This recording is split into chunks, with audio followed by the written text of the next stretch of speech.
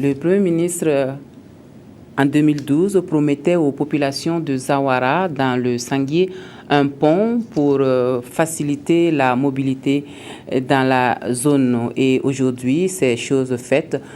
Plus qu'une promesse de développement durable, le pont de Zawara va permettre le désenclavement de la localité. Sa réalisation a coûté plus de 500 millions de francs CFA aux donateurs. On imagine aisément le bonheur des bénéficiaires ce matin. À l'inauguration de l'infrastructure, Lazare Pouya était témoin de l'événement. Voici comment il fallait se rendre à Zawara. Ce déficit d'accès à Zawara, dû au passage du fleuve Bolo, date de 1960, coupant cette commune rurale du reste du pays en cas de grosses pluies.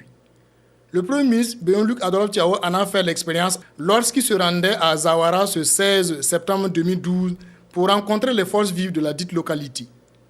L'accès à Zawara faisait partie des préoccupations des populations et le Premier ministre a fait une promesse aux habitants de Zawara.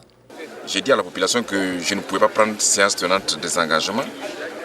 Nous allons examiner, mais je peux considérer que la construction d'un ouvrage sur cette rivière est devenue prioritaire dans cette région du centre-ouest.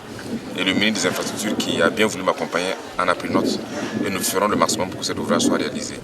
Et également aussi le désenclavement de la zone. 2 ans après la promesse faite, le rêve est devenu une réalité. Et voici le pont de Zawara réalisé, le nouveau Zawara. D'un coût estimé à plus de 557 millions de francs CFA, assuré par le budget de l'État, les travaux ont été exécutés en 6 mois sur un délai de 8 mois par l'entreprise Globex Construction.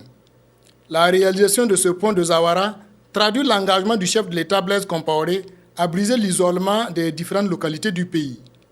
Il y a beaucoup de localités dans notre pays qui sont dans la situation de Zawara. Je voudrais donc, à l'instar de ce que nous avons fait ici à Zawara, rassurer que le gouvernement, sous la conduite du président Faso, mettra tout en œuvre pour soulager un peu les souffrances des populations. C'est vrai, vous l'avez dit, lorsque nous sommes arrivés ici en 2012, c'était très difficile. Nous avons donc estimé que c'était une attente très forte de la population, de toute la région, et bien sûr avec l'engagement de tout le gouvernement, avec les instructions données au ministre des Infrastructures, et surtout, il faut le dire, l'engagement surtout de l'entreprise, ce point est une réalité. Par la voix du coutumier de Zawara et du représentant des bénéficiaires, des bénédictions et des remerciements ont été dits pour les plus hautes autorités de notre pays. Le pont de Zawara est en dallo multicellulaire en béton armé avec des voies d'accès réalisées en gravure latéritique naturelle sur une longueur de plus d'1,5 km. Nous sommes dans une zone fortement arrosée dans cette région et lorsqu'on prend en compte la pluviométrie qui est enregistrée ici et le débit d'écoulement des eaux, il était important pour nous donc de faire un dimensionnement très important pour éviter que quelques années après, on se retrouve déjà avec un ouvrage qui est submergé en saison de pluie. L'ouvrage ainsi réalisé et qui fait la fierté des populations contribue sans nul doute à désenclaver la zone pour le grand bonheur de la commune de Zawara. Cet ouvrage vient vraiment nous soulager.